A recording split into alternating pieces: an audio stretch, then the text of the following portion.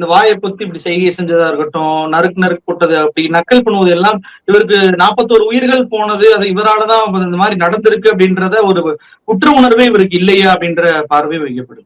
இல்ல அதான் மரண வியாபாரங்க. மரணங்களை அரசியலுக்கு பயன்படுத்திக் கொள்கிற ஒரு தன்மை இந்தியாலேயே இருக்கு. அது மிக மோசமான ஒரு தன்மைன்னு தான் நான் நினைக்கிறேன். ஏதோ காரணங்க மரணங்கள் நிகழுது. மரணம் நிகழணுங்கிறது யாரோட நோக்கமாவும் இருக்க வழியே கிடையாது. எவ்வளவு லட்சம் ரூபா கொடுத்தாலும் இழந்த குடும்பங்களுக்கு இழந்ததுதான். இனி அதை நீங்க ஈடுகட்ட முடியாதுல்ல. அப்படின்னா ரொம்ப அடிப்படையான விஷயம் வருந்துகிறேன்னு சொல்றதுதான். மற்ற தீர்மானங்கள் போடலாங்க. நாட்டுல பல பிரச்சனைகள் இருக்கு, நெல் கொள்முதல் சரியில்லை, அதெல்லாம் ஒரு எதிர்கட்சி செய்ய வேண்டிய வேலை தான். திமுகவுக்கு எதிராக டிவிகே மட்டும்தான், அது உங்க உரிமை, நீங்க சொல்லுங்க, அதை பத்தி எல்லாம் ஒன்றும் பிரச்சனை இல்லை. திருப்பி திருப்பி கரூர் மேட்டருக்குள்ளேயே நீங்க ஏன் வாரீங்கிறதா என்னோட கேள்வி. சரி, அது நடந்தே இவ்வளவு நாள் ஆச்சுங்க. எனக்கு தெரிஞ்சு செய்தி உலகத்துல ஒரு மாசம் 40 நாள் ஒரே செய்தியே சுத்தி சுத்தி வந்திருக்கு செய்தி உலகம்.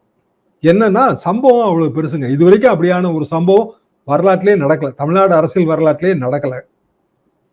அவ்வளவு பெரிய சம்பவங்கிறதுனால இது இவ்வளவு நாள் ஓடிடுச்சு. இன்னமும் அதை வைத்தே தான் அரசியல் பண்ணணும்னு தானே விஜய் நினைக்கிறார். அதைத்தான் நான் தவறுன்னு நினைக்கிறேன். இன்னைய தேதி வரைக்கும் அவர் அடுத்த கட்ட பிரச்சாரம் இதெல்லாம் இன்னும் பிளான் பண்ணல. ரெண்டாவது எஸ்ஓபி எல்லாம் போட்டானுங்க. ஹைகோர்ட் சொல்லிருச்சு எஸ்ஓபி போட்டு தான் ஆகணும்னு சொல்லிருச்சு. அப்படின்னா அதுக்கு முதலமைச்சர் அதுக்கான பணிகள் தொடங்கியாச்சு. இப்ப அதுக்கான அனைத்து கட்சி கூட்டம் கூட்ட போறாங்க. ஸோ எஸ்ஓபி எல்லாம் போட்டு இது ஒரு சிஸ்டமடைஸ் பண்றதுக்கே அநேகமா டிசம்பர் ஆயிரும். அதுக்குள்ள எஸ்ஐஆர் ப்ராப்ளம் வந்துருச்சு. இந்த மழையெல்லாம் எந்த அளவுக்கு வரப்போகுதுன்னு நமக்கு தெரியாது. So what ever it is, இனிமேல் அடுத்த பிரச்சாரங்கிறதே விஜயை பொறுத்த வரைக்கும் ஜனவரி மாசம் தான் வரும்.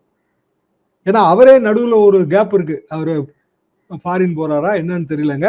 அவர் ஏற்கனவே அனௌன்ஸ் பண்ண ப்ரோக்ராம்லயே ஒரு மாசம் கேப் இருந்துச்சு. ஜனவரியில அவருக்கு படம் வேற வருது, கடைசி படம். ஜனவரி 9 என்னமோ அந்த படம் வருதுங்க, ஜனநாயகம். கடைசி படம்னு சொல்லாதீங்க.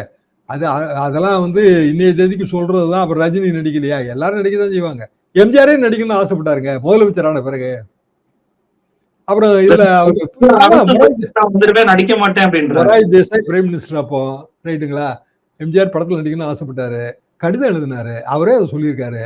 மொரார்ஜி தேசாய் மழுப்பலான ஆளு. அவர் அது அப்படியான விதிகள் இல்லை, நடிப்பது நடிக்காது, இப்படி ஒரு குழப்பலையா பதில் சொன்னோன்னா எம்ஜிஆர் இல்ல எனக்கு ஒன்றும் தடை இல்லைன்ட்டாரு.